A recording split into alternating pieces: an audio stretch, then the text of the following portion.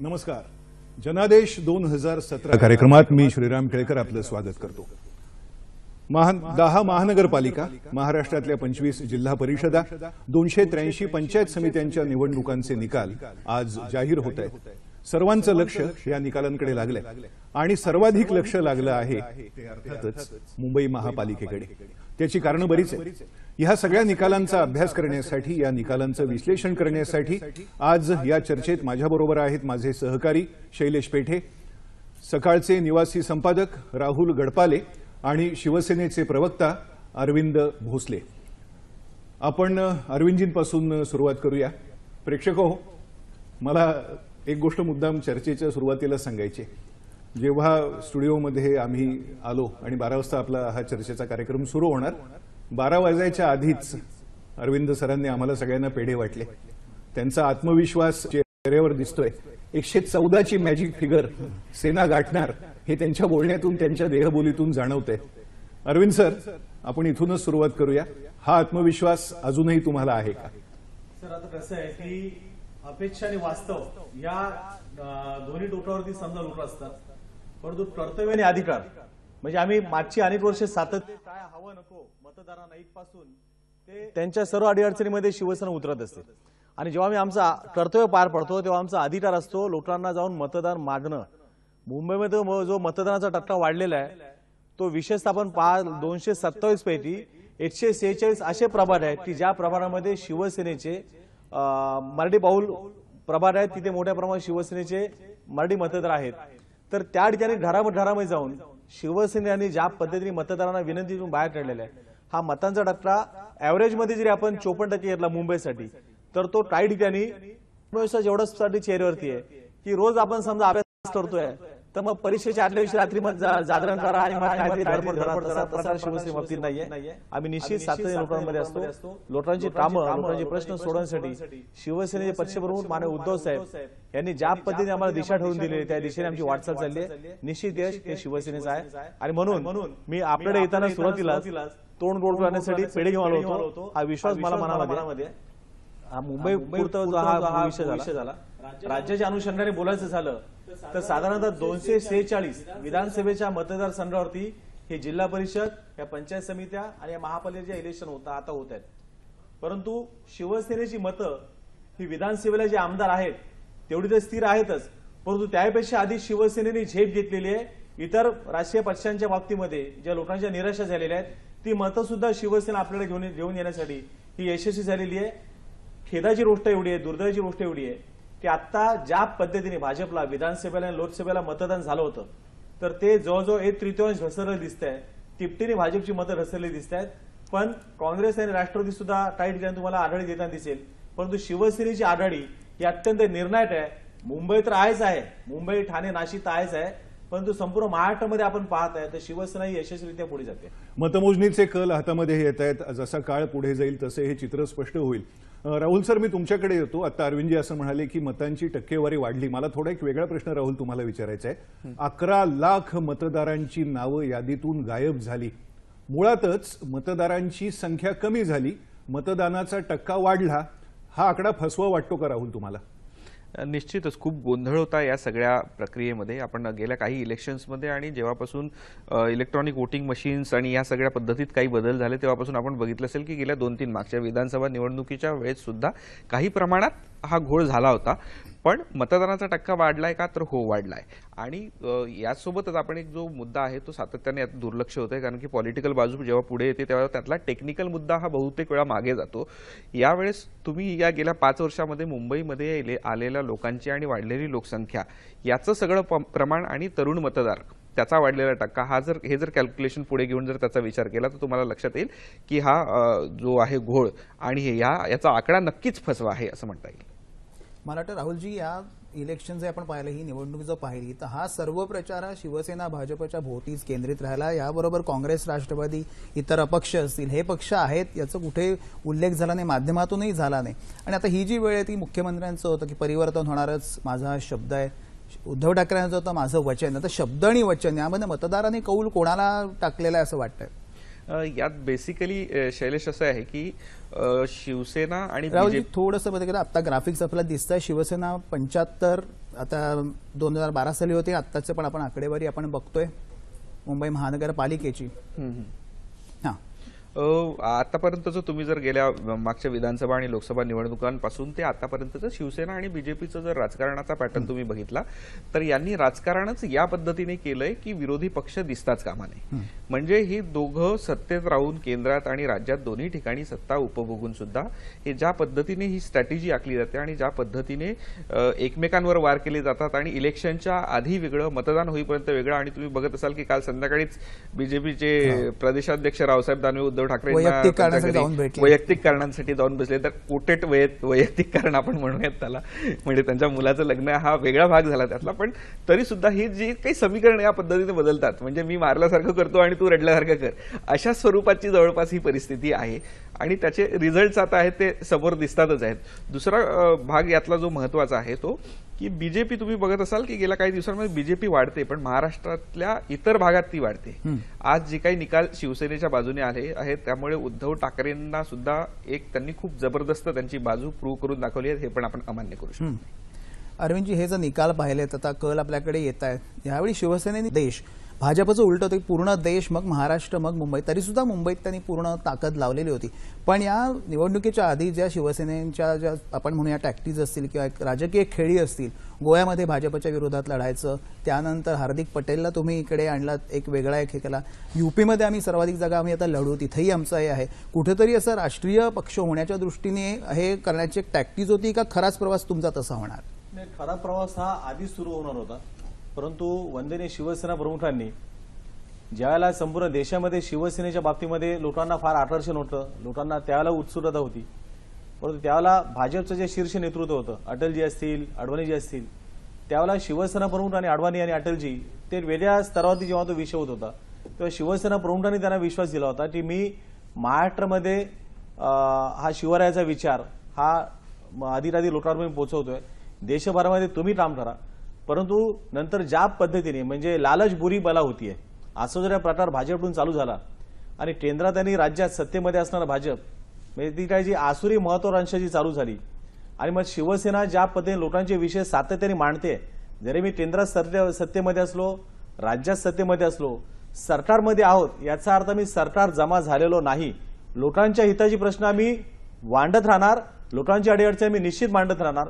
आणि ते मांडत असताना सत्ताधारी पक्षाला त्रास होतोय आणि ते आपले मित्रपक्ष आपण युतीमध्ये शिवसेनेची बांधिलकी लोकांशी राहुल आणि त्यामुळे अरविंदजी थोडंसं मध्ये इंटरप्ट करतो. राहुलजी जे आता बोललेले आहेत अरविंदजी की कुठेतरी इतकं एकमेकांविरोधात भूमिका घ्यायची आणि आता जर शिवसेनेला समजा बहुमतासाठी जादुई आकडा 114चा गाठण्यासाठी जर त्यांना पर्यायाचा विचार करायची वेळ आली तर ते भाजपचा करतील का इतर पक्षांकडे जास्त जातील? आणि आत्ता एवढं हे काय मल्टीनॅशनलचं मर्जर नाही की नंतर एकमेकांचे स्पर्धक आणि नंतर आत्ता आपण टेलिकॉममध्ये 2 मोठ्या कंपन्या मर्ज झालेल्या बघितलं की निवडणुकीनंतर निकालानंतर परत तुम्ही एकत्र आले. आता एवढं आता सोपं नाही जे पूर्वी ठाणे डोंबिवलीमध्ये त्यांनी केलेलं होतं हे इतकं सोपं असेल त्यांना जादुई आकडा गाठण्यासाठी त्यांना यांचीच मदत घ्यायला लागेल किंवा लागली तर?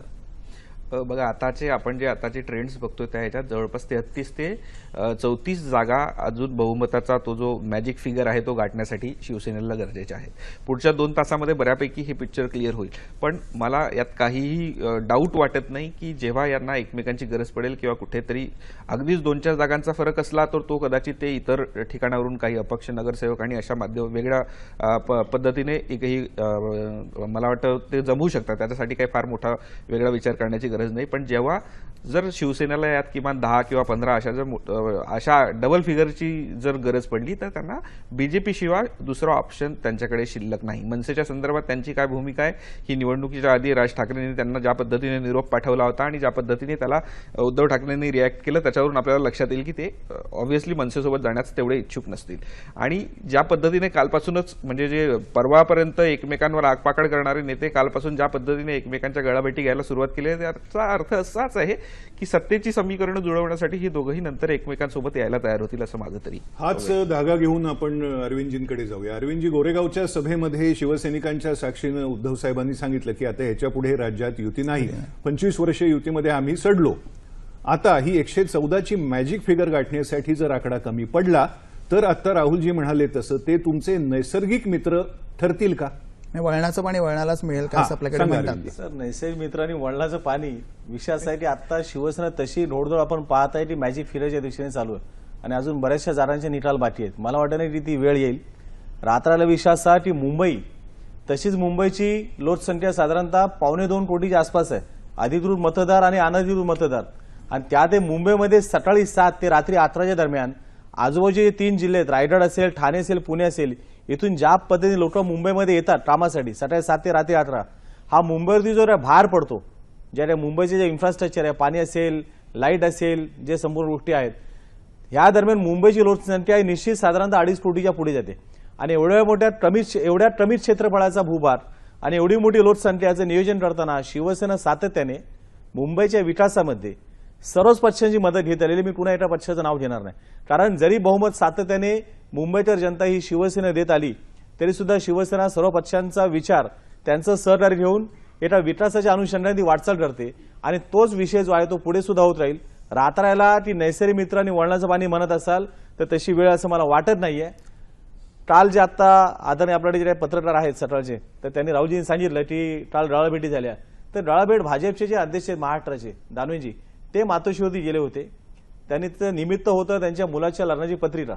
आता त्या निमित्ताने अरविंद, या गोष्टी फार सांकेतिक असतात आणि अशा वेळी तर त्याचं संकेत फार स्पष्ट होतात. राहुलजी, इकडे ह्या निवडणुकीपुरतं आपण बाकीच्या महापालिकांकडे वळूया. मुंबई महापालिकेत असं झालेलं होतं की कुठेतरी मोदी वेव्ह किंवा हा फॅक्टर अंडर एस्टिमेट केला गेला भाजपकडनं, किंवा असं वाटतंय आपल्याला हे निकाल जे आत्ता आलेले आहेत त्याच्यावरनं. दुसरी गोष्ट म्हणजे शिवसेनेने जे मराठी भाषिक यांच्यावर त्यांचं जे हे होतं 112 मराठी भाषिक हे होते, विभाग होते, त्याच्यावर मनसे आता काहीशी कमकुवत होती. इतर पक्षांचं अस्तित्व थोडं तिथे नव्हतं. त्याचा पुरेपूर फायदा आपल्याला शिवसेनेला मिळाला असं वाटतं आत्ताचे जे काही कल आहेत त्याच्यावरनं? नाही, एकंदरीत शैलेश, जे आताचे कल आहेत त्याच्यावरून एक तर मराठी माणसाच्या मनात शिवसेनेबद्दलचा जो विश्वास होता तो पुन्हा एकदा या निमित्ताने, या निकालाच्या निमित्ताने स्पष्ट झाला आहे.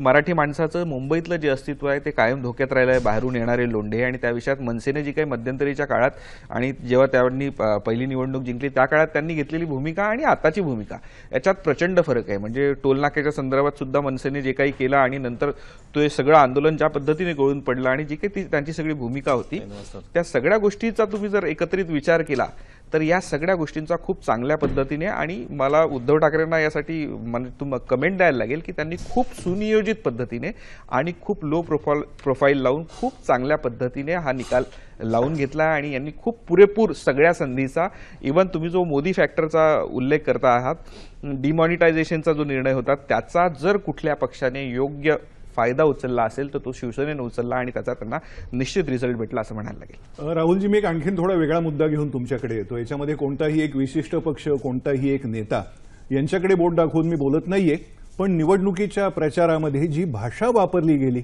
त्या भाषेची पातळी, त्यात वापरले गेलेले शब्द, एक ज्येष्ठ पत्रकार आहात तुम्ही, जनमानस जवळ न पाहता काय सांगाल?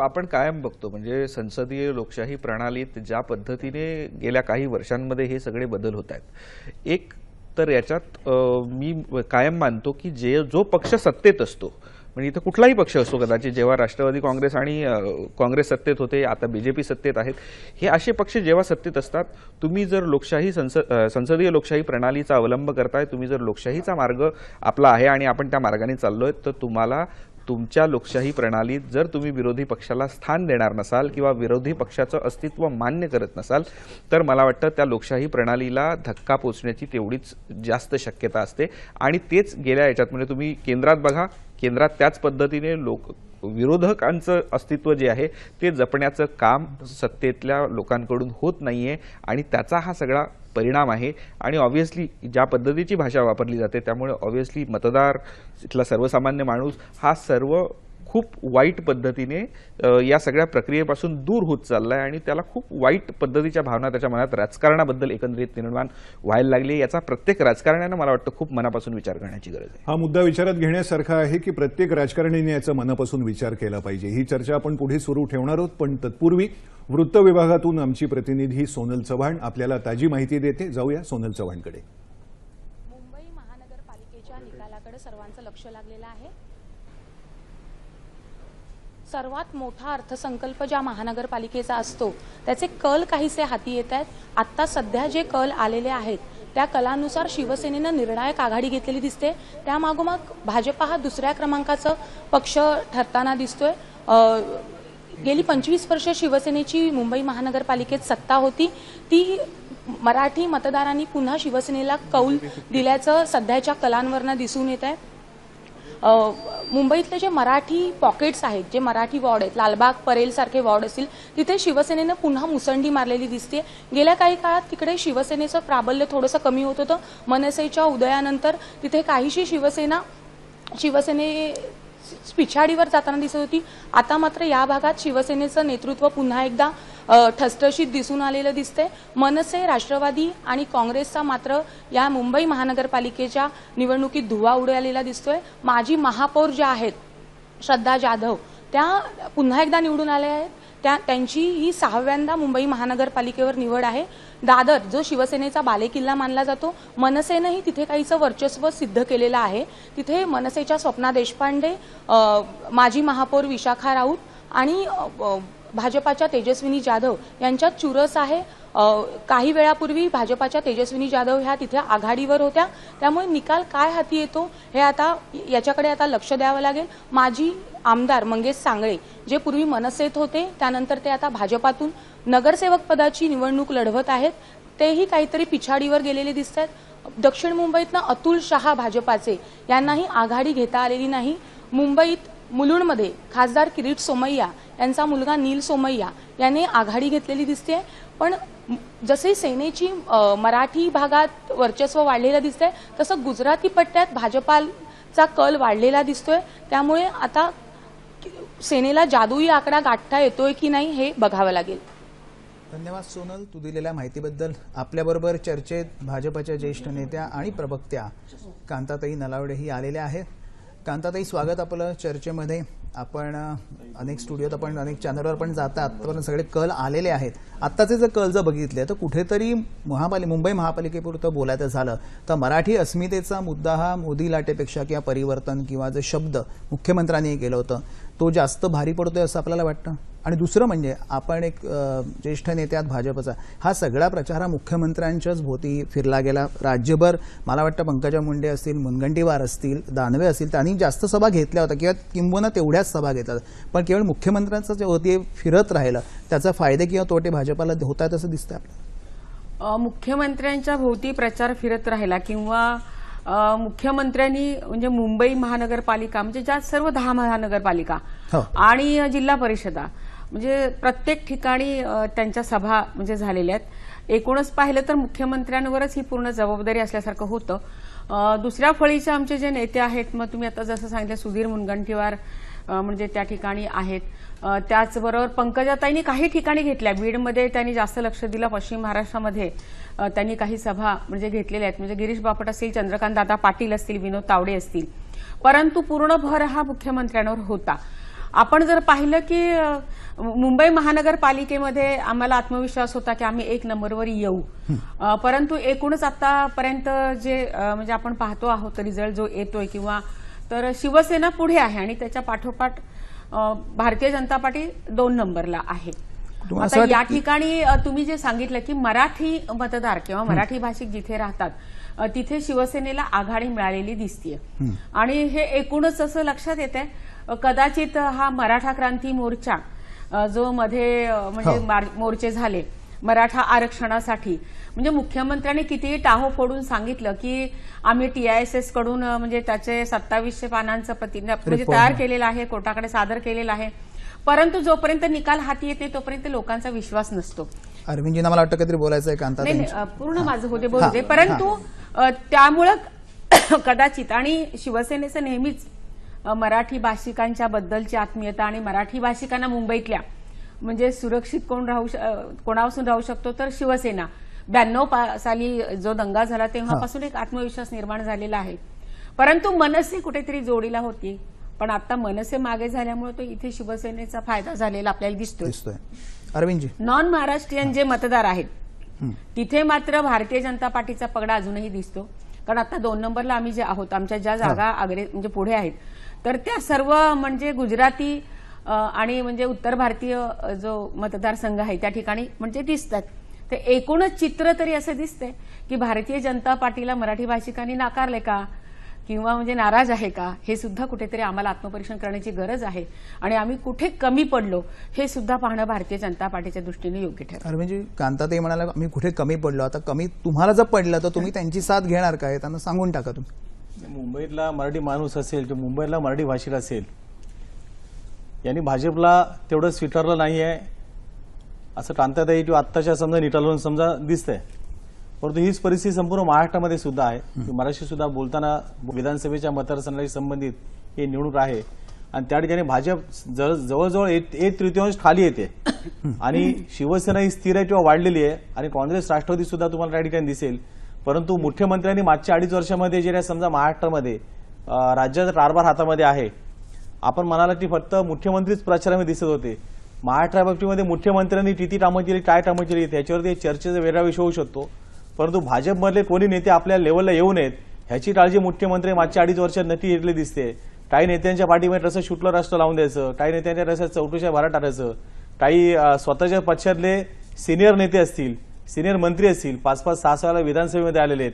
शिवशाहीच्या सरकारमध्ये सुद्धा जे मंत्री होते तर त्यांच्या फाईल्स कशा विरोधी पक्षाकडे पोहोचवायच्या, असे काहीसे प्रकार जे विविध वृत्तवाहिनी किंवा वृत्तपत्रामधून आमच्यापर्यंत येत होते, आम्ही वाचत होतो, तर त्याचा एक परिणाम निश्चित झाला दिसला. नाही अरविंद, इतर वाहिन्यांवर येणारे परिणाम किंवा त्या बातम्यांबद्दल आता आपण बोलूया नको, पण कांताताई जे अरविंदजी म्हणालेले आहेत की मुख्यमंत्र्यांनी पूर्ण 2.5 वर्ष, बरोबर आहे त्यांचा तो कार्यकाळ होता, त्यांची सुरुवात होती, त्यांनी पूर्णतः कॅम्पेन असेल किंवा विकास कामं असतील हे त्यांनी घेतलं. पण अरविंदजी इथे एक मुद्दा आपण लक्षात घेतला पाहिजे की भाजपनी सतत परिवर्तनमध्ये त्यांनी आता केंद्र राज्य मेट्रो 3 असेल किंवा हे असेल लोकोपयोगी जे आहेत त्याचा त्यांनी मुद्दा जास्त हे केला. आत्ताचे बलाबल बघता की प्रादेशिक अस्मिता आणि मराठी अस्मिता ह्याच्या पुढे हे विकासाचं आहे, हा त्यातला एक लढा आहे. कांताताई, भाजपची स्ट्रॅटेजी आहे ती कुठेतरी प्रादेशिक पक्षाला हळूहळू त्याचं ताकद कमी करण्याची, जी एका मोठ्या राष्ट्रीय पक्षाची कदाचित असू शकेल, त्याचा हे शिवसेनेचा स्ट्रॉंग होल्ड बघता मुंबईत हा जो वेगळा लढण्याचा निर्णय, युती तोडण्याचा निर्णय, भाजपला त्याचा अपेक्षेप्रमाणे फायदा झाला नाही असं वाटतं तुम्हाला? नाही पेठेजी, या ठिकाणी युती तोडण्याचा निर्णय शिवसेनेकडून झालेला आहे,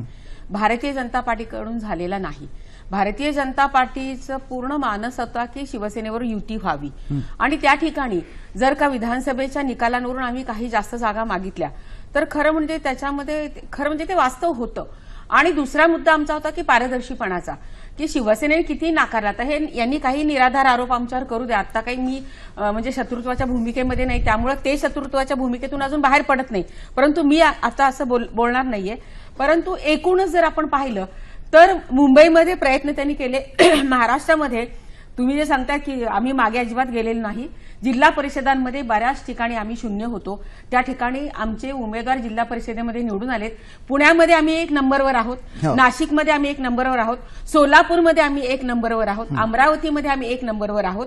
आणि मला असं वाटतं की आम्ही मागे मुंबईच्या पुरता तुम्ही सगळ्या महाराष्ट्राला तो नियम लावू नका. आणि 2 नंबरचे जे आमचे नेते, आमच्याकडे भारतीय जनता पार्टीमध्ये जनसंघापासून आतापर्यंत पूर्वीची पासून अशी पद्धत आहे की मग तो आमदार असेल, खासदार असेल किंवा तो पदाधिकारी असेल, त्यांनी त्याच्या जिल्ह्यापुरतंच बघायचं, ही कामांची वाटणी असते. आणि त्याप्रमाणे आमचे आमदार असतील, खासदार असतील आणि पालकमंत्री असतील, त्यांनी तो जिल्हा सांभाळलेला आहे.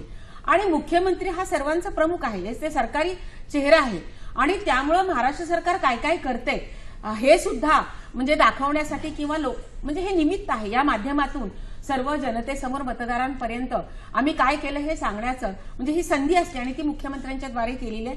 आणि त्याचाच आपण पाहतो आहोत की जिथे आम्ही अजिबात काहीच नव्हतो त्या ठिकाणी तर पश्चिम महाराष्ट्र बघा किंवा जालन्यामध्ये सुद्धा खरं म्हणजे आम्ही पहिल्यांदाच म्हणजे आम्हाला त्या ठिकाणी यश मिळताना आम्हाला म्हणजे पाहतंय, म्हणजे दिसतंय. अमरावतीमध्ये म्हणजे असेल, सोलापूरमध्ये सुद्धा आहे, पुण्यामध्ये ताकद वाढली आहे भाजपची, ताकद वाढलेली आहे, प्रश्नच नाही. विश्वासात क्रांताताई तुम्ही म्हणाल त्या अगदी बरोबर आहे की काही ठिकाणी भाजपचे उमेदवार निश्चित निवडून आलेत, मग ते जिल्हा परिषद असेल, नगरसेवक म्हणून असतील, पंचायत समिती असतील, पण ते आज भाजप निवडून आलेले आहेत. मागच्या वेळेला ते काँग्रेसमध्ये होते, ते राष्ट्रमध्ये निवडून येत होते. नमस्ते सदा वत्सले मातृभूमे त्वया हिंदू भूमे सुटम वर्तितोहम, ऊन ज्या मैदानामध्ये त्या भगव्या झेंड्याच्या समोर प्रतिज्ञा करणारा तो सन्राचा स्वयंसेवक आणि जनसन्राचे ते कार्यकर्ते, ह्याच्यामध्ये निवडून आल्यामध्ये कोणी दिसत नाही. पण कृपया लक्षात घ्या, तो जो क्रायटेरिया असला असता सन्राच्या किंवा भाजपच्या मुशीतल्या कार्यकर्त्याला संधी देण्याचा, तर कांताताई जिथे आमदार म्हणून बसले असत्या तिथे प्रवीण दरेकर विधान परिषद दिसले नसते. परंतु ज्या पद्धतीने निवडून येण्यासाठी काही करा वाटेल ते नाही, पहिल्यांदा अरविंदजी, हाच पक्ष असा होता की भयभूत आणि भ्रष्टाचाराच्या विरोधामध्ये तो नाही, लढा अरविंदजी, द्यायचा. हे निवडून आणण्याचं मला हे- ऐका ना. नाही, मला मी मुद्द्यावर देतो आपल्या मुद्द्यावर मी देतोय. तात्विक चर्चा तुम्ही नाही, बोलत असताना मी मध्ये बोलत नव्हतो कांताताई. नाही, नाही, अरविंदजी, मुंबईत अरविंदजी या वाहिनीचं हे व्यासपीठ आपण याच्यासाठी नाही, आता आपण कलांबद्दल मी- बोलतोय मी- आणि मुंबईबद्दल ह्या- बोलतोय. मी मुंबईतल्या तुम्हाला मुद्द्यावर सर्वांना देतोय. थांबवतोय. याचं कारण असं की आपण आता थोडे मुंबईच्या बाहेर जाऊया. चर्चा सुरू झाल्यापासून आपण मुंबई एके मुंबई त्याच मुद्द्याभोवती फिरत राहिलो. राहुल, समोर जे निकाल आपल्याला पडद्यावर मगाचपासून दिसत आहेत त्याच्यामध्ये ठाण्यामध्ये, पुण्यामध्ये भाजपनं आघाडी घेतलेली आहे.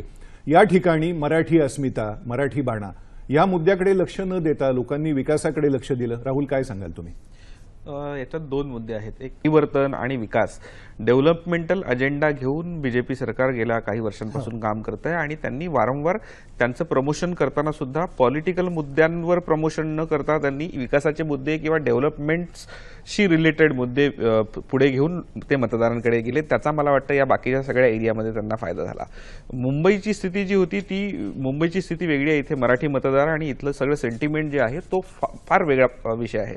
पण इतर ठिकाणी बीजेपीला त्याचा फायदा होतो. दुसरं एक जे महत्वाची याच्यातली स्ट्रॅटेजी आहे, शिवसेनेकडे मुंबईत शिवसेनेचा स्वतःचा चेहरा आहे. तुम्ही ठाण्यात पण थोड्या फार प्रमाणात बघाल तर एकनाथ शिंदे आणि तिथे शिवसेना त्या ठिकाणी लोकल तसा चेहरा आहे. पण बीजेपीचं जर तुम्ही म्हणाल तर बीजेपीला राज्यातल्या वेगवेगळ्या जिल्ह्यांमध्ये किंवा तिथल्या लोकल तिकडे फार चेहरे नाही आहेत बीजेपीकडे की जे लोकल चेहरे आहेत, जे तिथल्या लोकल चेहऱ्यावर निवडणूक निवडून यावी. त्यामुळे बीजेपीने आखलेली ही जी त्यांची स्ट्रॅटेजी होती ती एकंदरीतच त्यांची फुल प्लॅन आणि पुढची बॅटिंग करणारी स्ट्रॅटेजी होती आणि मला वाटतं ती बऱ्यापैकी वर्कआउट झाली आहे. तर तोच धागा पकडून राहुलजी मी तुम्हाला पुढचा प्रश्न असा विचारतो की आता बोलताना अरविंदजी असं म्हणाले की बरेचसे उमेदवार यांनी आयात केले.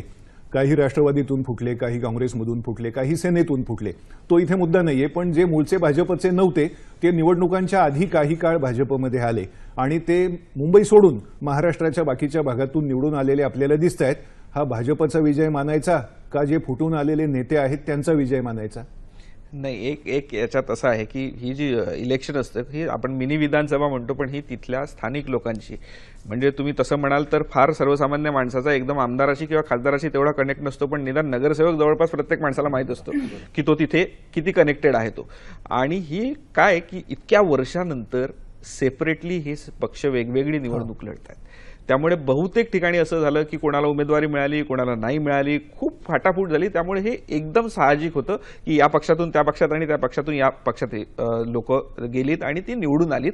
मला वाटतं याचं जर प्रमाण जर तुम्ही सगळं बघितलं तर या मोठ्या प्रमाणात जी लोक आहेत ती त्याच ठिकाणी काम करणारी खूप जुनी जाणती काही लोक आहेत, त्यांचा पण यामध्ये समावेश आहे असं मला वाटतं. कारण ते अनेक महापालिकात भाजपची ताकद वाढलेली आपल्याला दिसते. काही जे कल आलेले आहेत ते, पण कुठेतरी हे मॅन्डेट जे जनमत जे आहे ते कुठेतरी अशा दिशेने चालले. जरी मुंबईत जरी शिवसेनाचा समजा नंबर 1 पक्ष झाला, अजून कल पूर्ण सगळे आलेले नाहीयेत, तरी सुद्धा हे मॅन्डेट असं आहे की लोकांची कुठेतरी इच्छा आहे तरी तुम्ही दोघांनी एकत्रच काम करा, कारण 2.5 वर्षाचा कालावधी असून आपल्याला काढायचा आहे आणि कुठेतरी अस्थिरता नको. हे जर इक्वल अगदी जागा जर कमी असतील याचा अर्थ हे मॅन्डेट कुठेतरी असंही जात आहे की नाही तुम्ही एकत्रच राहा, नाही तर एका पक्षाला पूर्ण मिळालं असतं.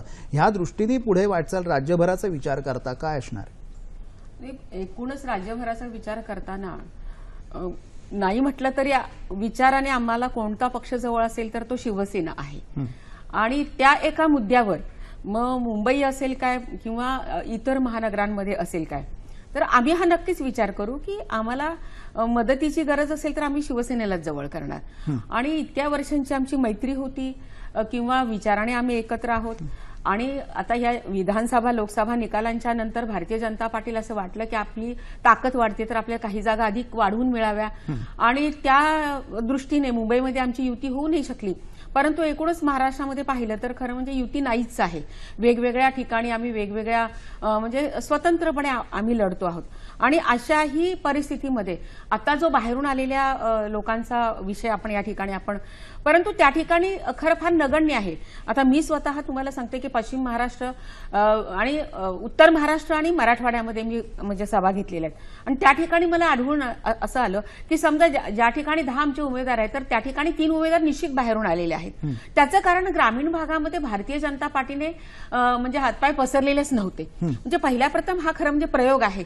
नगरपालिकाच्या निवडणुकांपासून आम्ही हा जो प्रयोग केला, प्रयत्न केले आणि नगरपालिकेमध्ये आम्हाला ते यश मिळालेलं आहे आणि म्हणून जिल्हा परिषदेमध्ये आम्ही अधिक जोमाने हा प्रयोग आम्ही केला किंवा प्रयत्न केले आणि या दृष्टीने भारतीय जनता पार्टी जमीन स्तरावर किंवा ग्रामीण भागामध्ये म्हणजे तशी सशक्त, सबळ वगैरे किंवा ताकदवान नव्हतीच. मग अशा वेळेला म्हणजे नरेंद्र मोदींच्या नेतृत्वाकडे आकर्षित झालेले किंवा फडणवीसांच्या नेतृत्वाकडे आकर्षित झालेले किंवा त्यांनी घेतलेले निर्णय आणि यामुळे जे युवा पिढी आणि अनेक पक्षातले काही नेते आमच्याकडे पक्षामध्ये प्रवेश त्यांनी केलेला आहे आणि ते त्या एरियामधून निवडून येऊ शकतात. म्हणजे निवडून येण्याची क्षमता म्हणजे आपण जे पाहतो इलेक्टिव्ह मेरिट पाहिलं जातं आणि त्याप्रमाणे काही 10% म्हणजे लोकांना आम्ही तिकीटे नक्की दिलेली आहेत. त्यांचा आम्ही स्वीकार करतो. यांच्याकडे सुद्धा अशा प्रकारे मनसेतून बाकी ठिकाणी आलेले आहेत ना. म्हणजे आपण काय धुतल्या तांदळासारखी नाही की आम्ही कोणालाच घेतलं नाही तिकीट. भोसले साहेब, मी तुमच्याकडे येतो. एक प्रश्न घेऊन मी तुमच्याकडे येणार आहे. चर्चेच्या सुरुवातीपासूनच भोसले साहेबांचा सूर, त्यांची देहबोली अशी आहे की आम्ही विजयी होणार, मुंबई महापालिका आमची आहे. थोडं आपण आता मुंबईच्या बाहेर जाऊया आणि कांताताई चर्चेत सहभागी झाल्यापासून त्यांचा सूर असा आहे की शिवसेना आमचा नैसर्गिक मित्र आहे, जिथे गरज पडेल तिथे आम्ही त्यांच्याशी हातमिळवणी करू. आता भोसले साहेब, मी पुन्हा मगाचा मुद्दा घेऊन तुमच्याकडे येतो. गोरेगावच्या सभेमध्ये उद्धव ठाकरे असं म्हणाले होते की आता याच्या पुढे कुठेही युती होणार नाही. मुंबईच्या बाहेरचं आपण बोलूया, पुण्यात असेल, ठाण्यात असेल किंवा आणखी नागपूर असेल, तिथे जर गरज भासली आणि या नैसर्गिक मित्रांनी तुम्हाला मदतीसाठी हाक मारली तर शिवसेना ओ देणार का? सर, मुंबईचा छोटासा मुद्दा घेतो परत एकदा. 163 जागांचे समजा निकाल आपल्याकडे दिसत आहेत आणि त्यामध्ये शिवसेना साधारणतः 83 जागा, भाजप साधारणतः 42 जागा. आता 42 जागांमध्ये सुद्धा 227 प्रभारांची निवडणूक होती वॉर्डची.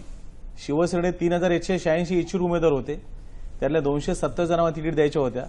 भाजपकडे स्वतःचे उमेदवार किती होते? आता आपण पाहत आहे की भाजप आता सध्या 43 मध्ये 21 उमेदवार जे आहेत ते सुद्धा इतर पक्षात निवडून आलेले आहेत, ते आढळते दिसत आहेत. म्हणजे इलेक्ट्रॉल मेरिट, जे निवडण्याची क्षमता, त्यांना संधी द्या. आता कांताताई म्हणाल्या की शिवसेनेने जे आले लोक आहेत त्यातली मनसेतून आलेले आहेत. मनसे निर्माण झाली शिवसेनेमुळे.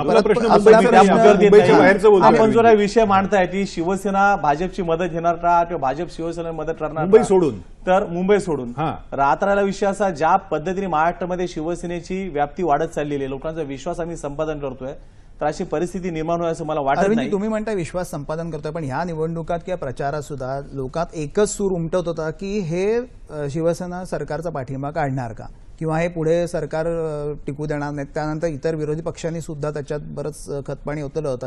हा प्रश्न प्रत्येक वेळी तुम्हाला विचारला जातो. एवढंच आहे, एवढी जर नाराजी आहे, तुम्ही सत्तेत असून सुद्धा थोडीफार विरोधी पक्षाची भूमिका तुम्ही बजावता, तर तुम्ही पाठिंबा काढत का नाही? तर ह्यानंतर तुम्हाला हा प्रश्न विचारला जाणार नाही का? माननीय पक्षप्रमुख उद्धव साहेबांनी त्या गोरेगावच्या मेळाव्यामध्ये जाहीर केलेलं आहे, यापुढे जे काय मिळवू ते महाराष्ट्राच्या हितासाठी शिवसेना स्वबळावरती निवडेल, जिंकेल आणि महाराष्ट्रासाठी शिवसेना सातत्याने पुढे चालली आहे. रात्राला सरकारचा पाठिंबा टाळणार का की काय करणार, तर मागच्या प्रचाराच्या दरम्यान पक्षप्रमुखांनी सांगितलेलं आहे की हे सरकार नोटीस पिरियडवरती आहे. आता त्याचा जो काय आपण पत्रामुळे अर्थ काढायचा आहे तो आपण निश्चित काढू शकता. आपला त्याबद्दल निश्चित तेवढा अभ्यास आहे. परंतु नोटीस पिरियडवरून नाही, गोरेगावच्या सभेमध्ये उद्धव ठाकरेजींचं जे वक्तव्य झालं त्याच्यानंतर जर आपण पाहिलं, म्हणजे प्रचाराच्या शेवटच्या टप्प्यामध्ये उद्धव ठाकरेजी एका ठिकाणी असंही म्हटलं त्यांनी की जर का म्हणजे शेतकऱ्यांची कर्ज माफ केली तर आम्ही विचार करू, हे असं सुद्धा वक्तव्य त्यांचं आलेलं आहे. आपण जर पाहिलं निश्चित आपण बोलत त्याची आठवण करून दिली, बरं झालं. कारण उत्तर प्रदेशमध्ये आपलं जे आता समजा प्रचार चाललाय, तर तिथल्या जाहीरनाम्यामध्ये आपण वचन दिलं, तिथल्या शेतकऱ्यांना शब्द दिलाय की भाजपचं सरकार आलं तर आम्ही त्या शेतकऱ्यांना माफ म्हणण्यापेक्षा कर्जमुक्ती आम्ही देऊ. शिवसेना कर्जमुक्तीचे म्हणते, माफी आम्ही कोणती शेतकऱ्याची तुम्ही करत नाही आहात. महाराष्ट्रामध्ये तर तुम्ही सरकारमध्ये आहात, मग महाराष्ट्रामध्ये पुढचा मुहूर्त शोधताय तुम्ही शेतकऱ्यांना त्या कर्जमुक्ती करण्यासाठी. याच्यासाठी शिवसेना आग्रही आहे की तुम्ही निवडणुकीला येण्याच्या आधी तुमच्या घोषणा वेगळ्या असतात, निवडून घोषणांचं जुमल्यांमध्ये वातावरण रूपांतर झालेलं असतं आणि अशी फसवेगिरी, अशी नौटंकी, अशी नाटकबाजी महाराष्ट्र खपून घेणार नाही. आणि त्यामुळे पुन्हा एकदा शिवसेना भाजपसोबत येणार का, तर पक्षप्रमुखांनी ते जाहीरपणे सांगितलेलं आहे की सरकार नोटीस पिरियडवरती आहे. महाराष्ट्राच्या हिताचे निर्णय घेतले गेले असते तर निश्चित शिवसेने त्याबद्दल विचार केला असता. याबाबत योग्य ती भूमिका शिवसेनेचे पक्षप्रमुख उद्धव साहेब हे घेतील, हा विश्वास माझ्यासारख्या सैनिकाच्या मनामध्ये, महाराष्ट्राच्या सुद्धा जनतेच्या मनामध्ये आहे. प्रेक्षक हो, चर्चेच्या सुरुवातीपासून एक गोष्ट आपल्या लक्षात आली, ती म्हणजे जी सेना प्रमुखांची भूमिका आहे तीच भूमिका आत्ता इथेही त्यांचे प्रवक्ते मांडतायत आणि भाजपची जी भूमिका निवडणुकीच्या आधी होती ती आत्ता निवडणुकीच्या निकालाच्या दिवशीही कांताताई मांडतायत. अर्थात एक वाक्य फार प्रसिद्ध आहे, ते आपल्याला माहिती आहे, राजकारणामध्ये कधीही कुणीही कुणाचा कायमचा शत्रूही नसतो आणि मित्रही नसतो. ही चर्चा आपण पुढे सुरू ठेवूया. तत्पूर्वी वृत्त विभागातून आमची प्रतिनिधी सोनल चव्हाण आपल्याला ताजी माहिती देते. जाऊया सोनलकडे. मुंबईसह ठाण्यातही शिवसेनेची मुसंडी दिसतीये. शिवसेनेचं जे संघटन आहे ठाण्यात मजबूत आहे. जे सार्वजनिक मंत्री आहेत आणि शिवसेनेचे ज्येष्ठ नेते आहेत एकनाथ शिंदे, त्यांची चांगली पकड आहे ठाण्यावर. पण असं असतानाही भाजपाच्या जागा आहेत त्या वाढताना दिसत आहेत. त्यामुळे ही शिवसेनेसाठीही धोक्याची घंटा म्हणावी लागेल. शिवसेनेचा जरी जादुई आकडा गाठत असली शिवसेना ठाण्यात, तरी भाजपाच्या जागाही वाढताना दिसत आहेत. नागपूरमध्ये मात्र भाजपानं निर्णायक आघाडी घेतलेली दिसते. देवेंद्र फडणवीस तिकडचे आहेत, केंद्रीय मंत्री नितीन गडकरी तिकडचे आहेत, त्यांनी प्रचारात उडी घेतली होती आणि नागपूरमध्ये भाजपाचं प्राबल्य आहे. शिवसेनेची मात्र तिथे पिछेहाट होताना दिसून येते. राष्ट्रवादीचाही धुव्वा उडताना दिसून येतोय.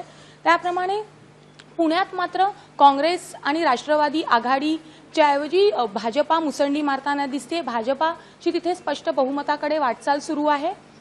शिवसेनेच्या जागा मात्र तिथे कमी होताना दिसत आहेत. पिंपरी चिंचवडमध्ये मात्र राष्ट्रवादी काँग्रेस गड राखेल अशी स्थिती आहे. तिथे भाजपा दुसऱ्या नंबरवर आहे. त्यामुळे आता काय होतं ते बघावं लागेल. सोलापुरात सुशीलकुमार शिंदेंच्या गडाला भाजपा शह देते का हे आता बघावं लागेल. तिथेही भाजपानं थोडी आघाडी घेतलेली आहे. उल्हासनगरमध्ये राष्ट्रवादी काँग्रेसचं प्राबल्य होतं, तिथेही काहीसं भाजपा एक नंबरवर दिसते. त्या मागोमाग शिवसेनेचं प्राबल्य दिसतंय. त्यामुळे आता काय होतंय, कोण किती जागा मिळवतंय हे पाहावं लागेल. मुंबई आणि ठाणे वगळता शिवसेनेचं प्राबल्य इतर महानगरपालिकांमध्ये थोडंसं कमी दिसतंय. त्यामुळे आता शिवसेना राज्य सरकारमध्ये राहील की नाही, की पाठिंबा काढून घेईन हेही बघावं लागेल. जिल्हा परिषदांमध्ये एकेकाळी काँग्रेस राष्ट्रवादीचं मोठं प्राबल्य होतं, तिथे अजून तिथले निकाल हाती आलेले नाहीत. त्याच्यामुळे ती काय स्थिती राहते, तिथे भाजपा पोहोचली आहे का, तिथे शिवसेना पोहोचली आहे का हे बघावं लागेल. त्यामुळे आता या सगळ्या अंतिम निकालावर लक्ष लागलंय. धन्यवाद सोनल, तू दिलेल्या माहितीबद्दल. राहुल, हे आता आपण निकाल जे बघतोय की समजा मुंबई महापालिकेत समजा शिवसेना नंबर 1चा पक्ष ठरला, पण बाकी ठिकाणी भाजपची ताकद चांगली वाढलेली आहे. पण इथल्या विजयाचा जो काही परिणाम असेल त्याचे इफेक्ट्स तुम्हाला पाठिंबा काढून घेणं सरकारचा पाठिंबा काढून घेणं 2 वर्ष उरलेली आहेत. शिवसेनेच्या दृष्टीने ते जोखीम ठरेल, ते काय निर्णय घेतील? मला नाही वाटत की शिवसेना पाठिंबा काढून घेण्याच्या निर्णयापर्यंत जाईल. याच्या आधीचा मी तुम्हाला उदाहरण देतो. कल्याण डोंबिवली महापालिकेच्या वेळेस तुम्ही जवळपास शेवटची सभा बघितली असेल. त्या शेवटच्या सभेत सुद्धा एकनाथ शिंदेंनी पक्षप्रमुख उद्धव ठाकरे यांच्याकडे राजीनामा दिलेला होता. त्या पद्धतीची भाषा त्यांच्याकडे, म्हणजे त्यांनी कुठल्याच पद्धतीचा प्रचाराचा थर किंवा त्याची लेवल ठेवलेली नव्हती. वाटेल तसे एकमेकांनी कोणी कोणाचे दात मोजले, कोणी अफजल खानाच्या फौजा काढल्या, काहीही स्तर नव्हता. आणि तरी सुद्धा इलेक्शन झालं, त्याचा रिझल्ट लागला आणि त्याच्यानंतर ते लोक एकत्र आले. इथे जी सुद्धा काही परिस्थिती आहे, एकतर राज्यात बीजेपी आणि शिवसेनेची एकत्रित सत्ता जरी असली तरी सुद्धा बहुतेक जो कंट्रोल आहे तो बीजेपीच्या हातात आहे, हे विसरता कामा नये. आणि तुम्ही बघत असाल मुंबई महापालिकेतलं पण राजकारण काहीतरी असलं तरी सुद्धा खूपदा असं बोललं जातं की प्रशासनाच्या माध्यमातून मुख्यमंत्री मुंबई महापालिकेच्या सुद्धा कारभारावर सगळा वचक लक्ष ठेवून असतात. त्यामुळे एकंदरीत त्यांना, म्हणजे कालचंच मला वाटतं तुम्हाला अपडेट देणं महत्त्वाचं ठरेल की आता शिवसेनेने आणि सगळ्या याच्यात त्यांनी तयारी सुरू केली आहे की आता मुंबईत किंवा महापालिकांमध्ये महापौर परिषद असावी. का तर खूप ढवळाढवळ जास्त प्रमाणात प्रशासनाच्या माध्यमातून, आयुक्तांच्या माध्यमातून या सगळ्या प्रक्रियेवर ठेवली जाते आणि या सगळ्याचा परिणाम जो असतो तो दोन्हीकडे भोगायला लागतो. बहुतेक म्हणजे जे विभाग वाटून घेतलेत दोन्ही पक्षांनी, त्यामध्ये शिवसेनेकडे सुद्धा जी काही खाती आहेत, जे काही मंत्रालय त्यांच्याकडे दिलेलं आहे, त्याच्यात सुद्धा हा पूर्णपणे त्यांच्याकडे अधिकार नाही आहेत आणि त्याचा परिणाम त्यांना वारंवार जाणवतो. कॅबिनेटच्या वेगवेगळ्या होणाऱ्या बैठकांमध्ये वारंवार शिवसेनेचे मंत्री त्यात ओरड करतात की आम्हाला याच्यात विश्वासात घेतलं जात नाही, आम्हाला निर्णय प्रक्रियेत सहभागी करून घेतलं जात नाही, तरी सुद्धा ते सरकार सोडत नाहीत. याचा अर्थ मला वाटत नाही की ते यापुढे सुद्धा असा काही निर्णय घेतील. कांताताई, मी तुमच्याकडे एक थोडा वेगळा मुद्दा घेऊन येतो. मराठी अस्मिता, मराठी बाणा, मुंबईचा विकास, ह्या सगळ्या मुद्द्यांची या निवडणुकीत चर्चा झाली. एक मुद्दा आज मी तुम्हाला मुद्दाम विचारणार आहे. नोटाबंदीच्या निर्णयाचा परिणाम सामान्य मतदारांनी मतपेटीतून व्यक्त केला असं कांताताई तुम्हाला वाटतंय का? मला मुळीच असं वाटत नाही. कारण आपल्याला कल्पना आहे की या अगोदर नगरपालिका म्हणजे नगरपंचायतीच्या निवडणुका झाल्या आणि जर का तो नोटाबंदीचा जर परिणाम व्हायचाच होता तर तो नगरपालिकांच्या निवडणुकांच्या निकालावर व्हायला हवा होता, परंतु तो होताना दिसला नाही. आम्ही नगरपालिका नगरपंचायतीमध्ये सुद्धा आम्ही 4 नंबरवरच होतो, परंतु नोटाबंदीच्या नंतर या निवडणुका झाल्या आणि त्यामध्ये आम्ही नंबर 1 वर खरं म्हणजे आलेलो आहोत. आणि आता मुंबईच्या निकालापुरतं तुम्ही जर म्हणाल तर इथे नोटाबंदीचा बघा, नोटाबंदीचा त्रास जर कोणाला झाला असेल, जे व्यावसायिक आहेत, जे उद्योजक आहेत किंवा म्हणजे ज्यांच्याकडे भरपूर पैसा आहे, सर्वसामान्य मध्यमवर्गीयांना त्याचा काही त्रास झालेला नाही किंवा त्यांना जे गरजेचे पैसे तर तेच खरं म्हणजे रांगेत दिसत होते, हे लोक काही दिसत नव्हते. परंतु ग्रामीण भागामध्ये प्रवास करत असताना माझ्या असं लक्षात आलं म्हणजे तसा परिणाम ग्रामीण भागातल्या लोकांवर मला आढळलेला नाही. आणि त्यामुळे महानगरांमध्ये नोटाबंदीमुळे म्हणजे मुंबईपुरता विचार केला तर, कारण इतर ठिकाणी आम्हाला चांगलं यश मिळताना दिसत आहे, परंतु मुंबईमध्ये या गोष्टींचा मला असं वाटतं की म्हणजे परिणाम झाला असं वाटत नाही. मुंबईमध्ये 2-3 गोष्टींचा एकतर परिणाम झाला. म्हणजे मला जे प्रामाणिकपणे असं या ठिकाणी असं वाटतंय की निवडणुकांच्या काळामध्ये भारतीय जनता पार्टीकडून सुरुवात झालेली नव्हती. मुळातच आम्हाला युती तोडायची नव्हती आणि मुख्यमंत्र्यांनी सांगितलं की अगदी ठीक आहे तुम्ही आम्हाला, पण 60 जागांची म्हणजे ऑफर देणं हा अपमानास्पदच गोष्ट होती. कारण विधानसभा निवडणुकींच्या निकालांच्या वेळेला आपण जर पाहिलं तर आम्ही 115 वॉर्डांमध्ये प्रभागांमध्ये आम्ही अग्रेसर म्हणजे पुढे होतो आणि 4 मतदारसंघांमध्ये शिवसेनेच्या उमेदवारांचा आम्ही म्हणजे डिपॉझिटही घालवलं होतं जिथे आमचे पूर्व अध्यक्ष राहतात म्हणजे, आणि याच्यावरून आम्ही काही जागा जास्त त्यांच्याकडे मागितल्या होत्या. परंतु त्यांनी आणि पारदर्शीपणा की हा एक महत्वाचा मुद्दा होता. त्याचं कारण 2.5 वर्षामध्ये आमचं सरकार आल्यानंतर मुख्यमंत्र्यांनी आयुक्तांच्या माध्यमातून म्हणजे जी चौकशी केली किंवा जी माहिती त्यांच्या हाती आली त्याच्यातून म्हणजे कचरा घोटाळा असेल की खरं कचरा नेलाच जायचा नाही परंतु नोंद मात्र व्हायची आणि तिथे जो भ्रष्टाचार झाला, टॅपचा जो घोटाळा आहे तो असेल किंवा हे म्हणजे रस्त्याच्या दुरुस्तीचा घोटाळा असेल, म्हणजे असे अनेक घोटाळे म्हणजे समोर आले आणि त्यामुळं म्हणजे हे 2.5 वर्षात का आले, अगोदर का नाही आले, तर आता आमचे मुख्यमंत्री आमचं सरकार आहे आणि ते आयुक्तांच्या माध्यमातून हे आम्हाला कळते आणि तेव्हापासून आम्ही अशा पद्धतीने बोलायला सुरुवात केली आहे. कांताताई, तुम्ही 25 वर्ष त्यांच्याबरोबर सत्तेत होतात, महापालिकेत सुद्धा तुमचे हे होतं, तर आता जे आम्ही देऊ अशा ज्या घोषणा केल्या, जेव्हा तुम्ही सत्तेत होता तेव्हा तुम्ही का दिला नाही हा प्रश्नही मतदारांना पडलाय ना? नाही, आता 2.5 वर्षामध्ये आम्ही आता मुंबईला काही दिलं नाही असं म्हणता येणार नाही. मेट्रोचं जाळं आम्ही निर्माण करतोय, मुंबई नवी मुंबई आम्ही सेतू बांधतोय, म्हणजे काही दिलं नाही असं म्हणता येणार नाही. आता सुद्धा बघा आम्ही म्हणजे ठरवलेल्या आजच मुख्यमंत्र्यांनी म्हणजे काही निधी जाहीर केलाय की मलनिस्सारण केंद्र 8 आम्ही केंद्र निर्माण करतोय आणि या पाण्याचं शुद्धीकरण करून म्हणजे समुद्राचं पाणी असेल किंवा मलनिस्सारण आणि या पाण्याचं म्हणजे शुद्धीकरण करून मग ते म्हणजे गार्डन्स असतील किंवा गाड्या धुणं असेल यासाठी म्हणजे पिण्याच्या पाण्याचा म्हणजे विनियोग अशा प्रकारे दुरुपयोग होता कामा नये. तर या कामासाठी आपण या पाण्याचा आपण वापर करणार आहोत जेणेकरून मुंबईतल्या लोकांना जास्तीत जास्त पाणी मिळावं, म्हणजे हा त्याच्यामध्ये खरं म्हणजे हेतू आहे. किंवा समुद्राच्या आपण पाहतो की समुद्र किनारा इतका अस्वच्छ आहे, म्हणजे बऱ्याच गोष्टी आता म्हणजे बाळासाहेबांचं म्हणजे स्मारक आहे किंवा डॉक्टर बाबासाहेब आंबेडकरांचं म्हणजे स्मारक आहे, म्हणजे अशा विविध गोष्टी आणि त्या खरं म्हणजे मुख्यमंत्र्यांनी खरं तर राहुलजी जे कांताताई म्हणाले ते बरोबर की हा विकासाचे मुद्दे पहिल्यांदाच महापालिकेच्या प्रचारात आले की मग मेट्रो 1 असेल, मेट्रो 2 असेल किंवा शिवस्मारक असेल, हिंदू मिलचं स्मारक असेल, हे मुद्दे प्रकर्षाने पहिल्यांदाच या प्रचारात. त्याच्या पूर्वीचा प्रचार जो गल्ली बोळात हे होता त्याला एक वेगळं केंद्रापर्यंत स्वरूप आलं. ही चर्चेत सामील होण्यापूर्वी मगाशी मी राहुल सरांना एक वेगळा प्रश्न विचारला होता. राजकारणाच्या पलीकडचा प्रश्न आहे तो मी घेऊन तुमच्याकडे येतो, कारण याच्यानंतरची तुमची विधानसभेची तयारी सुरू झाली असेल एव्हा याची मला पूर्ण कल्पना आहे. 11 लाख मतदारांची नावं यावेळच्या मुंबई महापालिका यादीत मतदारांच्या यादीतून गायब झाली होती. या गायब झालेल्या मतदारांचा टक्का हा भाजपचा असू शकतो. एक जबाबदार राजकीय पक्ष म्हणून, म्हणजे मी एक सत्ता मिळेल सत्ता मिळणार नाही हा भाग दुसरा, एक जबाबदार राजकीय पक्ष म्हणून कांताताई हा मुद्दा तुम्ही लावून धरणार का? नक्कीच लावून धरणार, कारण तुम्हाला सांगते की आता मी पद्धतीने एक योद्धाची भूमिका लढवली म्हणजे काल आणि जी रणनीती आखली आणि मुंबईतल्या तमाम मराठी माणसांनी पुन्हा एकदा शिवसेनेच्या बाजूने कौल देत ही मुंबई मराठी माणसाची आहे असं ठाम सांगितलं. मराठी माणसाचा अर्थ पिढ्यानपिढ्या जे राहत आहेत ते आमच्याबरोबर आहेत, म्हणून त्या सर्वांनी सांगितलं की मुंबई आणि शिवसेना हे समीकरण कोण तोडू शकत नाही.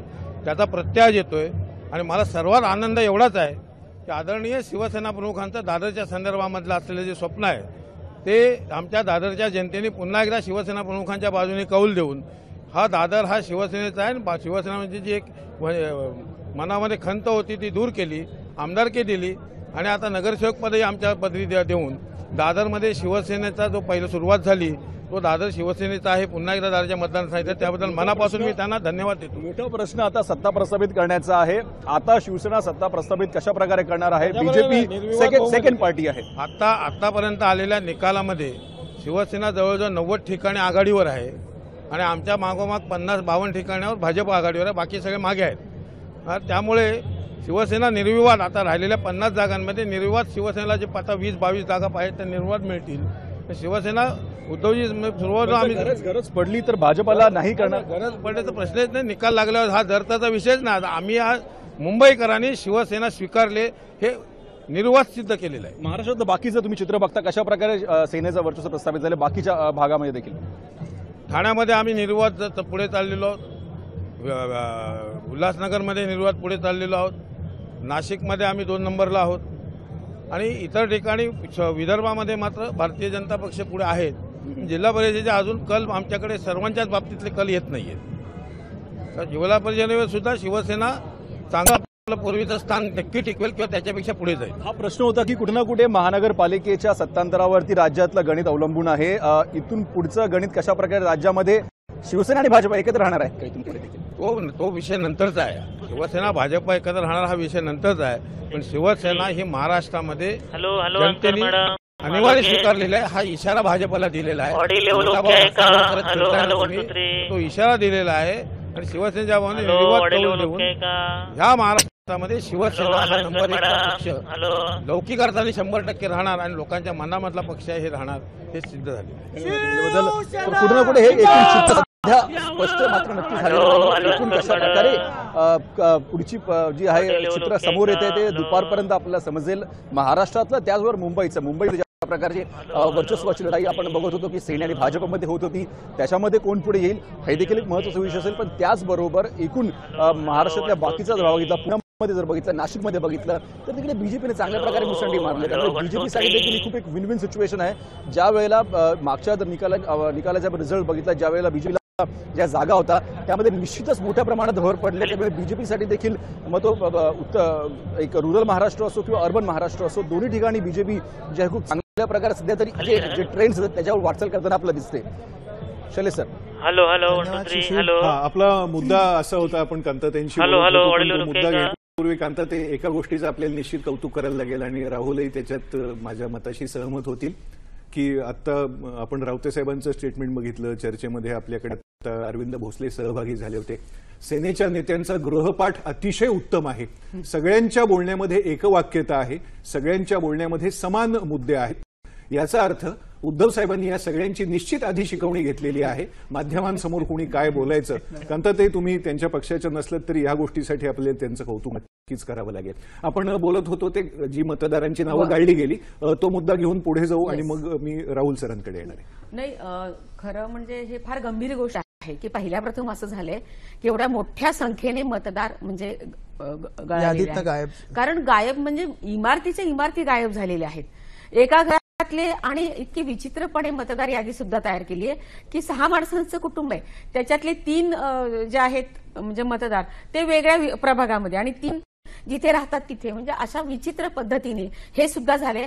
आणि मतदान केंद्र खरं म्हणजे घराच्या अगदी म्हणजे किती लांब असावीत याला सुद्धा, परंतु यावेळेला ते सुद्धा मिसमॅनेजमेंट मला ती दिसते. परंतु गंभीर गोष्ट ही आहे की पूर्ण म्हणजे मतदार याद्या आणि मतदारांची नावं गायब झालीत, इमारती गायब झाल्यात आणि याचा कुठेतरी गांभीर्याने विचार करणं गरजेचं आहे आणि त्याचा पाठपुरावा करणं गरजेचं आहे. आणि त्यातून अजून दुसरी एक गोष्ट मला मुंबईमध्ये जी जाणवली, मुंबईमध्ये आपण पाहतो की ग्रामीण भागातले म्हणजे कामगार, माथाडी कामगार सर्वजण मुंबईमध्ये राहतात आणि आता जिल्हा परिषद पंचायत समितीच्या निवडणुका सुद्धा आहेत.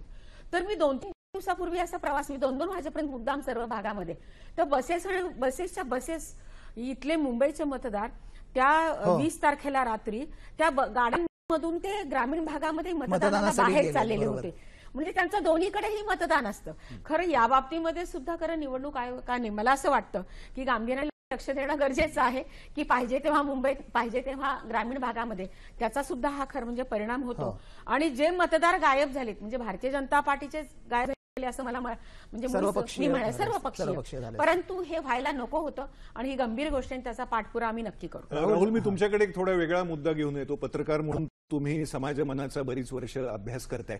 मुंबई महापालिका असेल किंवा उरलेल्या 9 एकूण 10 महापालिका आणि पंचायत समित्या, जिल्हा परिषदा, याच्यामध्ये काँग्रेस, राष्ट्रवादी, मनसे यांची जी संख्या आहे, त्यांचे आघाडीवर उमेदवार असतील, निवडून आलेले असतील, म्हणावा तसा प्रभाव मुंबईसह इतर कोणत्याही ठिकाणी पडलेला दिसत नाही. पत्रकार म्हणून तुम्ही याचं विश्लेषण कसं कराल?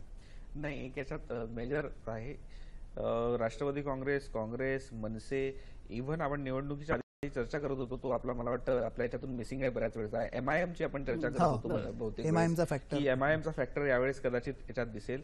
पण हे सगळंच फेल गेलं. त्यांचे आकडे अगदी तुम्हाला तुटक आणि फारच दिसेल असे, तुम्ही फार लक्षात घेण्याची गरज नाही असे या सगळ्या. आणि जे आधी सत्तेत राहिलेला पक्ष आहे त्यांचे आकडे आहेत जे 15 वर्ष सत्तेत होते महाराष्ट्रात आणि केंद्रात सुद्धा. हे सगळं जे झालं हे आपण याला म्हणायला लागेल बीजेपी आणि शिवसेनेची जी काही इंटरनल स्ट्रॅटेजी आहे, आणि हे दोघं जण, मी विरोधी आणि तू विरोधी, हे जे काही ज्या पद्धतीने हा सगळा खेळ चाललाय, यांनी विरोधी पक्ष दिसूच दिला नाही. विरोधी पक्षाचं काम म्हणजे खूप वेळा तुम्ही बघत असाल पूर्वीच्या आतापर्यंत इतिहासात तुम्ही बघितलं नसेल की मुख्यमंत्री कशा पद्धतीने, पण बहुतेक वेळेस तुम्ही बघत असाल की देवेंद्र फडणवीस बहुतेक वेळेस मध्येच उठतात आणि विरोधी पक्षासारखं उत्तर द्यायला लागतात उठून. तो यांचा अग्रेसिव्हनेस आहे आणि यांनी ज्या पद्धतीने ते सिंकिंग करून आणलंय की जागाच नाही ठेवली यांनी विरोधी पक्षाचा स्पेस कम्प्लिटली खाऊन टाकला. त्यामुळे ऑब्व्हियसली ती सगळी जी जागा होती, ऑब्व्हियसली जे सभागृहात घडतं किंवा जे सगळं राजकारण चालू असतं ते मीडियाच्या माध्यमातून, वर्तमानपत्रांच्या माध्यमातून लोकांपर्यंत पोहोचत असतं. त्या सगळ्याच्या जर कुठे राष्ट्रवादी काँग्रेस आणि मनसे यांच्यासारखं पक्ष जर दिसत नसतील तर ऑब्व्हियसली ते निवडणुकांच्या याच्यातून साफ होतील. कांताताई, ह्या आता रावतांचं आपण पाहिलं, त्यांची देहबोली बघून किंवा एक माध्यमांमध्ये किंवा अशी एक चर्चाही होते की जितकी युती तुटते किंवा तुटणार नाही, मुंबई महापालिकेचा समजा जर विजय त्यांना मिळाला आणि स्पष्ट बहुमत त्यांनी गाठलं तर ते राज्य सरकारकडे काही निगोशिएट करतील, आणखीन काही कॅबिनेट मिनिस्ट्री असेल म्हणा, अशी एक चर्चा होती. आणि तसं जर त्यांनी केलं तर तुमचं पक्ष नेतृत्वाचं काय उत्तर असेल? नाही, तसं ते प्रयत्न नक्कीच करणार आहेत. म्हणजे आपण एकूणच तुम्ही जसं सांगितलं, पण त्याचं उत्तर देण्या अगोदर मला या ठिकाणी असं सांगावंसं वाटतंय की आपण जर पाहिलं तर मुंबईचा हा मतदार हा भावनात्मक याच्यामध्ये फार आकर्षित झालेला दिसतोय. कारण शिवसेनेने ही निवडणूक मुंबईकरांसाठी इमोशनल विषय म्हणजे बनवला होता आणि मुंबईच्या अगदी की सुरक्षा आम्हीच करू शकतो आणि 92चा दाखला पुन्हा पुन्हा ते देत होते. आणि मला असं वाटतं की खरं म्हणजे मुंबईचा मतदार हा सुजाण, म्हणजे सुज्ञ अशा पद्धतीने जर का भावनात्मक, कारण मी ज्या वेळेला देवेंद्रजी भाषणं करायचे, अनेक भाषणं ऐकल्यानंतर मी एका ठिकाणी त्यांना असा मेसेज केला की तुम्ही फक्त म्हणजे मी काय करणार, काय केलं हे जे बोलताना एका पट्टीमध्ये, तर त्या ठिकाणी थोडंसं तुम्ही भावनात्मक सुद्धा त्याला टच केला पाहिजे. कारण मुंबईकर जनतेला का कोण जाणे, परंतु भावनात्मक फारच त्याला ते म्हणजे बोलतात. नंबर 1. नंबर 2, तुम्हाला सांगते, काल मी रात्री प्रार्थना सभा जिथे शिक्कानगर ते फडकेवाडी गणपती त्या विभागामध्ये तिथल्या आमच्या बीजेपीच्या महिला उमेदवार त्यांना भेटायला गेले होते. अनुराधा पोतदार म्हणजे त्या SNDT मध्ये प्रोफेसर आहेत, डॉक्टरेट त्यांनी मिळवलेली आहे. आणि त्या मला सांगत होत्या की कांताताई, मी म्हटलं अगं तू अशी काय एकटी तुझ्याबरोबर कोणी नाहीये? तर म्हणे नाही, माझ्या बरोबर फिरणाऱ्या महिलांना घरी जाऊन धमकी दिली जाते, बाहेर पडले तर मग आम्ही, म्हणजे शिवसेनेकडून ही अपेक्षा नव्हती. म्हणजे काही ठिकाणी या गोष्टींचा सुद्धा की आपलं तिथे साम्राज्य आहे, गिरगाव म्हणजे शिवसेना, अशा पद्धतीने सुद्धा काही ठिकाणी, सगळ्या ठिकाणी मी असं म्हणत नाही, हे मला जाणवलं. पण हे दुर्दैव आहे की आपण मित्रपक्ष राहिलेलो आहोत. ठीक आहे, तुमचं तिथे साम्राज्य तुम्ही जिंकणार आहात, परंतु अशा पद्धतीने सुद्धा ते सुद्धा चित्र मला म्हणजे त्या ठिकाणी जाणवलं आणि मला खरं वाईट वाटलं. मला म्हणजे खात्री पटली नव्हती. एक व्यापक प्रश्न इथं की सामान्य मतदाराला सुद्धा सुविधा आता आपण नुसतं आपण ऐकतो की मुंबईचं शांघाय होणार, पण आता शांघाय खूप पुढे गेलेलं आहे. अशा नुसता घोषणा होतात, प्रत्यक्ष कृती मतदाराला हवे की त्याला आपलं शहर. आणि मुंबई जर बोलायचं झालं तर मुंबई हे असं शहर आहे की ते देशाला एक वेगळ्या पातळीवर नेऊ शकतं. ती ताकद, आर्थिक ताकद असेल की एक इंटरनॅशनल स्टेटस असेल किंवा ग्लोबल अँबिशन असलेले आपलं मुंबई शहर आहे, ते पूर्ण देशाचं नेतृत्व करू शकतं सगळ्या प्रगतीमध्ये. ते करून देणारं, ते त्याची जाणीव करून देणारं नेतृत्व या दोन्ही सगळ्याच पक्षांमध्ये आपल्याला आता दिसतं का? बहुतेक वेळेस तुम्ही बघत असाल की मुंबईला आपण ग्लोबल मार्केटमध्ये सगळ्यात मोठी आर्थिक राजधानी आपल्या देशाची आहेच, पण ग्लोबल मार्केटमध्ये खूप मोठं स्थान मिळवून देण्याच्या गप्पा वेळोवेळी राजनीतिक पक्ष आणि सगळ्यांकडून होत असतात. पण बेसिक जो मुंबईकरांचा प्रॉब्लेम आहे ना याच्यात, म्हणजे ही खूप म्हणजे इंडिया आणि भारत हा जसा काही फरक आहे ना तसा फरक हा आपले राजकारणी आणि हे करतात. म्हणजे घोषणा करताना तुम्ही मुंबईचं शांघाय करायचं किंवा सिंगापूर करणार किंवा आपलं फ्रँकफर्टचं उदाहरण दिलं बहुतेक वेळेस, आणि त्या तुलनेत जेव्हा दाखवलं जातं तेव्हा तुम्ही इथल्या बेसिक अम्युनिटीज आणि सर्वसामान्य माणसांच्या गरजा आणि तुम्ही ज्या मांडताय त्या ग्लोबल आस्पेक्ट त्या सगळ्या गोष्टीचा, या दोन्ही गोष्टींची तुलना आणि त्याची ते जुळून आणण्याची जी क्षमता आहे ना त्यामध्ये खूप मोठा गॅप आहे असं मला वाटतं.